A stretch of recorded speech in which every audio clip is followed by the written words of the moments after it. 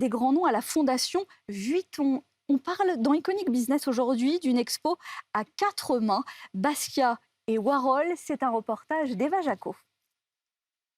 Je me trouve devant African Mask, la toile la plus grande de l'exposition. Ici, près de 70 toiles sur les 160 réalisées par Andy Warhol et Jean-Michel Basquiat entre 1983 et 85 sont exposées sur 4 niveaux dans de vastes espaces, laissant parler d'elles-mêmes des toiles parfois gigantesques comme celle que l'on voit derrière moi. Alors cette réunion entre les deux artistes prend des airs de collab et on le voit d'ailleurs sur l'affiche de l'exposition où cette étoile noire a été remplacée par ce sigle en X et c'était peut-être déjà le cas à l'époque où Bruno Bischofberger, le galeriste, a fait se rencontrer ces deux artistes. Oui, exactement. En 1982, le 4 octobre, Bruno Bischofberger présente Jean-Michel Basquiat à Andy Warhol sans savoir que c'est le début d'une collaboration qui va durer un petit peu plus de 2 ans.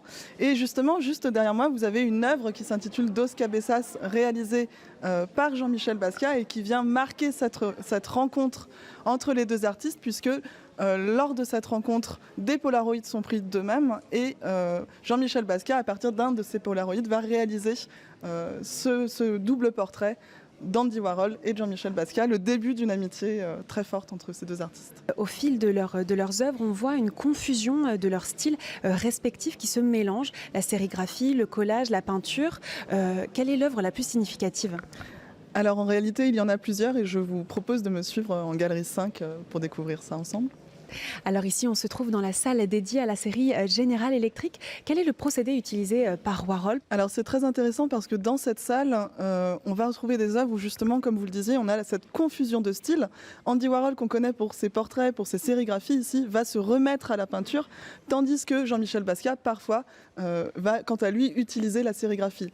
Alors à présent, on vient de monter d'un étage où l'œuvre se fait plus politique. Ici, dans cette salle, qu'est-ce qu'on voit derrière nous ?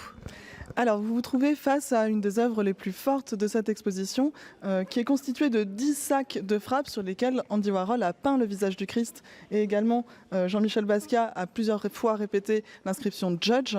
On a une œuvre ici très politique qui traite à la fois de l'émergence du sida dans les années 80, mais aussi de toute cette violence et ce racisme présent à New York dans ces années-là. L'œuvre de Basquiat continue de fasciner et de vivre 36 ans après sa mort.